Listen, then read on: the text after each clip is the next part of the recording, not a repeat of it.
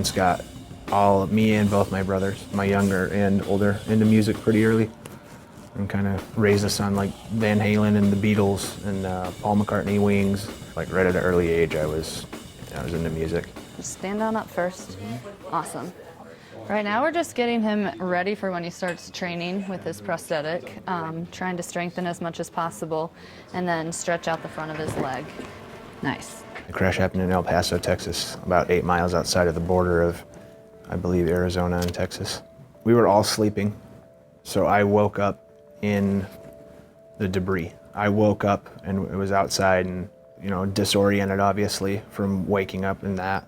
I was on my back and I kind of like looked down at my leg and I noticed that my leg was absolutely broken. I couldn't feel anything though. I was just like in shock. I just remember laying there telling myself like, just keep breathing. You gotta stay alive for mom and dad and for my brothers, for my friends and family. I had no idea if anyone else in the band was hurt. Got us on the chopper and flew out. And that's the last I remember of the actual accident. I woke up in the hospital 10 days later. I was in a medically induced coma. I was already starting to think about ways to, how I could, go back to my normal life and my job.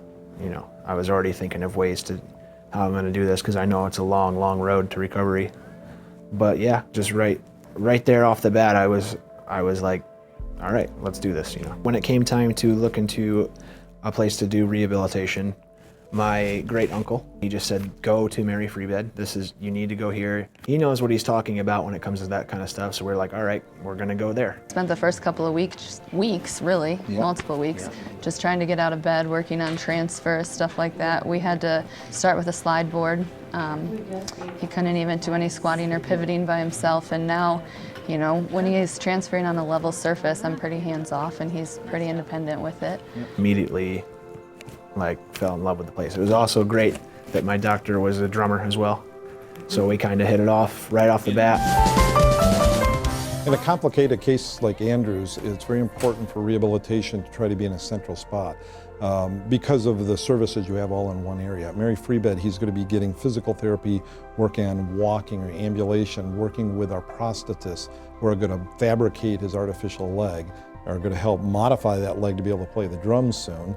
Working with occupational therapy, they look at hand function, arm function, try to stimulate those nerves to recovery. As we progress, then we're going to be starting to do driver's rehabilitation, getting him back to driving a car, vocational rehabilitation, helping him get back to drumming and integrating with the record label to get back out on tour and with his bandmates. We find this works best if this can all be done in one center.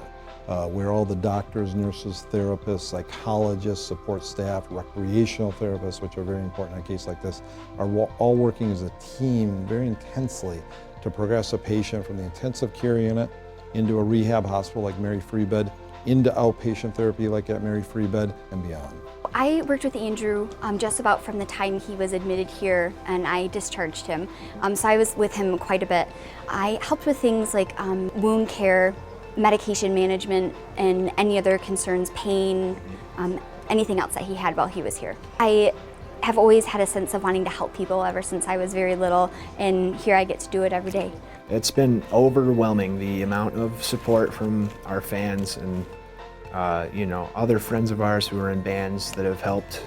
There's one story is that our label Epitaph Records, they posted this thing online where they said they were gonna stop all royalties we were to owe them for our last record cycle, and our album sales would go 100% towards the band. And I read that and I burst into tears. I bawled my eyes out.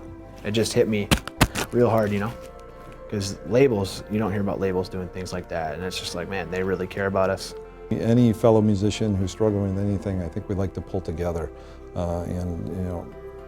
our motto is drummers got a drum, and that's what we're going to do in this case. When I found out he was a drummer, someone said, "Oh, your doctor's a drummer." I said, "Oh, maybe you can fill in for me."